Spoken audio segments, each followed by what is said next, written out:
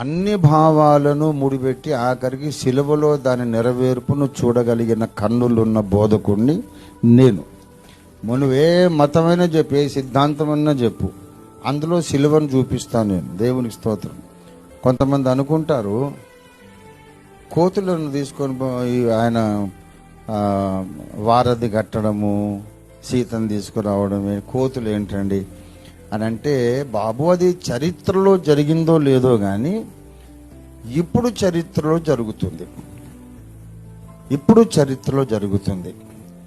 తండ్రి మాట కొరకు పదవులను త్యాగము చేసినటువంటి అసల్ సిసలైన దైవావతారుడు యేసు తన కార్యం భూమి మీద జరిగించడానికి కొంతమందిని ఏర్పరచుకున్నాడు. వాళ్ళందరూ జంతు సమానులు, కోతి సమానులే కానీ జ్ఞానులు కాదు.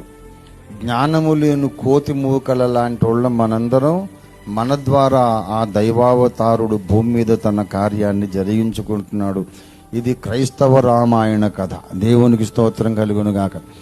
నాకేది నిషిద్ధం కాదు, మొత్తం చదివాను నేను. అన్ని పురాణాలు, వేదాలు మొత్తం చదివాను.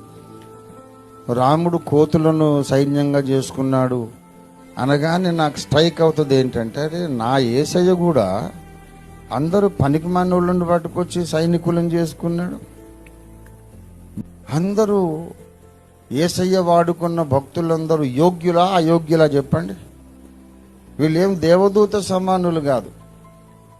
పరలోకంలో కెరూబులు శిరాఫులను వాడుకోవడం మానేసి మట్టి పురుగులైన మనల్ని వాడుకోవడం ఎలా ఉందంటే కోతులను వాడుకున్నట్టే ఉన్నది.